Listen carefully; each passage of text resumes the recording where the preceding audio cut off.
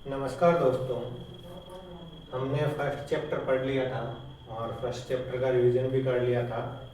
उसमें जो सारी चीज़ें थी PWD act, RPWD act, empowerment, disability, handicap, anti national trust act तथा इनके लक्षण क्या होते हैं, इनकी रोकथाम क्या होती है, क्रॉस डिसेबिलिटी क्या होती है, उन सब चीज़ों के बारे में पहले वाले चैप्टर में, फर्स्ट चैप्टर में पढ़ लिया था। लेकिन आज है सेकेंड चैप्टर, जिसमें क्या है, अब इसमें अलग अलग दिया गया है डिसेबिलिटीज़ के बारे में। पहला है locomotor disability, polio, cerebral palsy, muscular dystrophy. इस चैप्टर के कुछ टॉपिक्स हैं। तो आज हम इस चैप्टर का पहला टॉपिक है लोकोमोटर डिसेबिलिटी यानी गामा अक्षमता, जो चलने फिरने से संबंधित या शरीर के जो फिजिकल से संबंधित जो भी अक्षमता होती है या विकलांगता होती है, उसके बारे में पहला टॉपिक है अपना। तो स्टार्ट करते हैं इसके बारे में।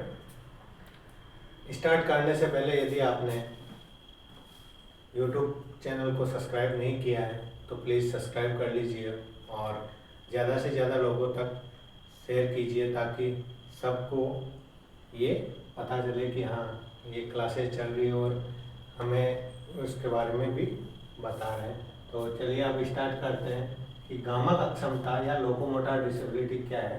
गामक अक्षमता एक ऐसी विकलांगता है जिसे सामान्य तौर पर देखा जा सकता है। सामान्य तौर पर देखा जा सकता है क्योंकि जब कोई व्यक्ति किसी चोट या दुर्घटना का शिकार हो जाता है तो उसका प्रभाव प्रभावित अंग पर स्पष्ट दिखाई देता है। गामक जो अक्षमता है वो एक ऐसी विकलांगता है जिसको सामान्य तौर पे देखा जा सकता है। मान लो वो अभी मैं एकदम विदाउट किसी विकलांगता के हूँ, लेकिन किसी कारणवश या कहीं एक्सीडेंट हो गया और मेरे किसी भी अंग पे चोट लग गई, तो वो अंग यदि बेकार हो गया चोट लगने की वजह से, तो वो एक विकलांगता का रूप धारण कर लेता है।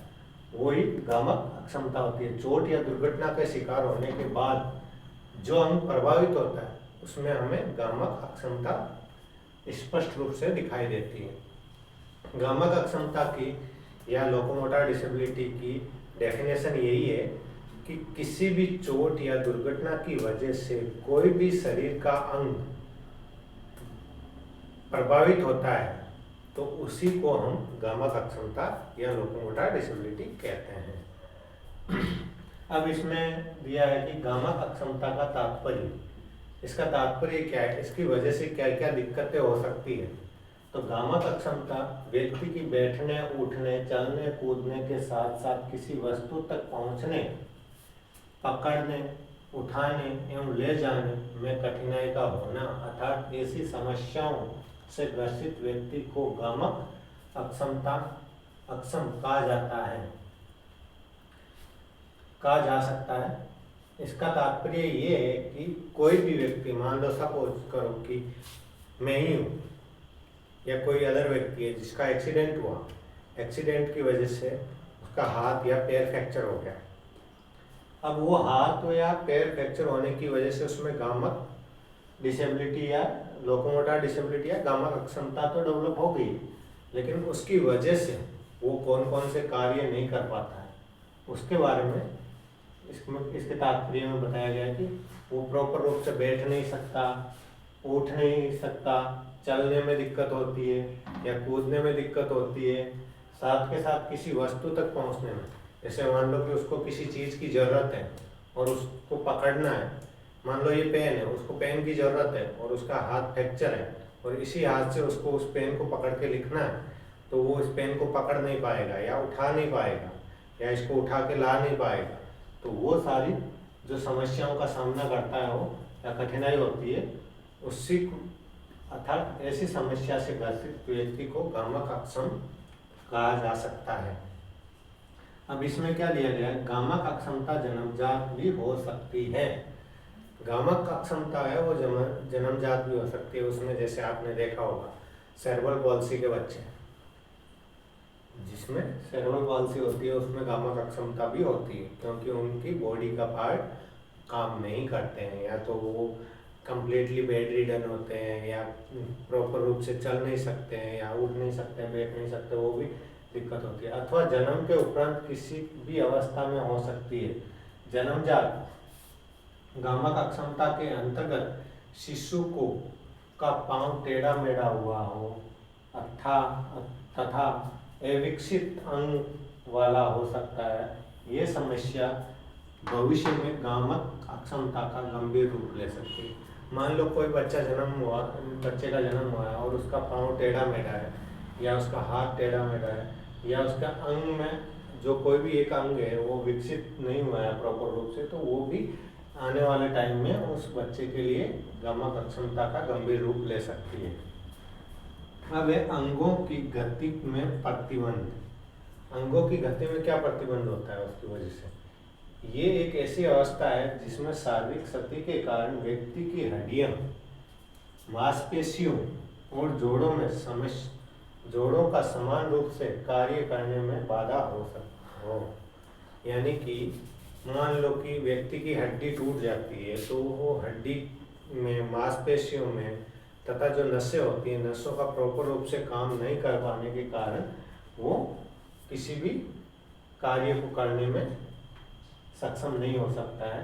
उसी की वजह से ये बाधा होती है। भारतीय पुनर्वास परिषद 1992 PWD एक्ट 1992 के अनुसार, जो राष्ट्रपति ने PWD एक्ट को जब अधिसूचना जारी की थी उस टाइम की बात बता रहा है, जबकि PWD एक्ट 1995 में गठन किया गया था और 1996 में लागू किया गया था।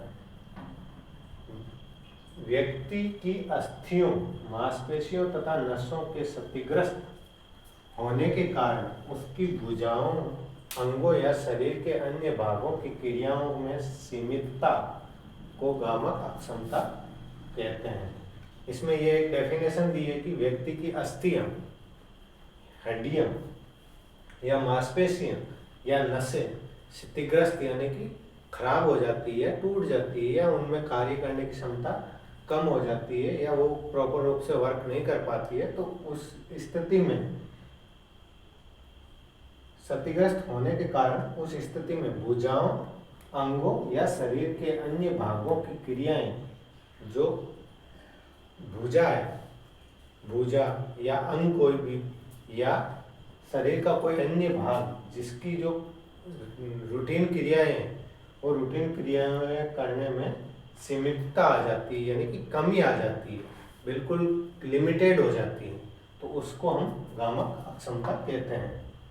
अतः कंकाल तंत्र एवं गामक क्रियाकलापों से संबंधित क्रियाएं एवं समस्याएं शारीरिक अक्षमता को दर्शाती है। जो कंकाल तंत्र, जो अपना पूरा हड्डियों का ढांचा है, जो शरीर का ढांचा है, वो उसको कंकाल तंत्र बोलते हैं, उसका, और गामक क्रियाकलापों से संबंधित क्रियाएं, जो गामक क्रियाकलाप यानी कि चलने फिरने, उठने बैठने, खेलने कूदने, उन क्रियाकलापों से संबंधित जो भी क्रियाएं हैं, उनमें शारीरिक जो भी समस्याएं होती है शरीर से रिलेटेड, वो शारीरिक अक्षमता को दर्शाती है। गामक अक्षमता शरीर की रचना और कार्यों को प्रभावित करती है। जैसे अभी मैंने इसी में यही बताया कि जो शरीर का ढांचा है, जो हड्डियों से, मांसपेशियों से, नसों से मिलकर बना है, वो उस ढांचे में किसी भी प्रकार की कोई कमी या उसके द्वारा किए जाने वाले कार्यों में कमी को ही प्रभावित करता है, जिसके कारण गामक क्रियाकलाप सीमित हो जाता है। जिसके कारण जो भी गामक क्रियाकलाप है, जो भी अपन रूटीन वर्क करते हैं, चाहे वो अपना खेलने का हो, कूदने का हो, चलने का हो, फिरने का हो, बैठने का हो, खाने का हो, पीने का हो, सोने का हो, कुछ भी हो, XYZ जो अपन रूटीन में वर्क करते हैं, वो उन रूटीनली वर्क में सीमितता आ जाती है या कमी आ जाती है। ये है गामक अक्षमता। इसके बारे में, जो गामक अक्षमता लोकोमोटर के बारे में पूरा डिटेल में मैंने आपको समझा दिया है कि लोकोमोटर डिसेबिलिटी क्या होती है, इसकी वजह से क्या क्या कार्य प्रभावित होते हैं जो गामक अक्षम व्यक्ति है या लोकोमोटर डिसेबिलिटी के जो व्यक्ति है उनमें, और उसके बारे में कंप्लीटली डिटेल में समझा दिया है। तो आज हमारा ये पहला जो सेकंड चैप्टर है, उसका पहला टॉपिक है लोकोमोटर डिसेबिलिटी, वो कंप्लीट होता है। और अगली क्लास में हम पढ़ेंगे पोलियो और सेरेब्रल पॉलिसी के बारे में। पोलियो का इतना ज़्यादा नहीं है, लेकिन सेरेब्रल पॉलिसी का बहुत इम्पोर्टेंट रोल है। क्योंकि पोलियो का तो अभी बहुत कम होने लग गया है रिसेंटली, क्योंकि अब लोगों में अवेयरनेस हो गई इस चीज़ के लिए, तो बच्चों के जन्म लेते ही उनको जो टीकाकरण करवाना है वो करवा देते हैं। पोलियो की दवाई या जो भी डोज है वो प्रॉपर रूप से टाइम टू टाइम पिलवाने लग गए, तो उसमें इतना नहीं है। लेकिन सेरेब्रल पॉल्सी और पोलियो के दोनों के बारे में नेक्स्ट क्लास में पढ़ेंगे। धन्यवाद।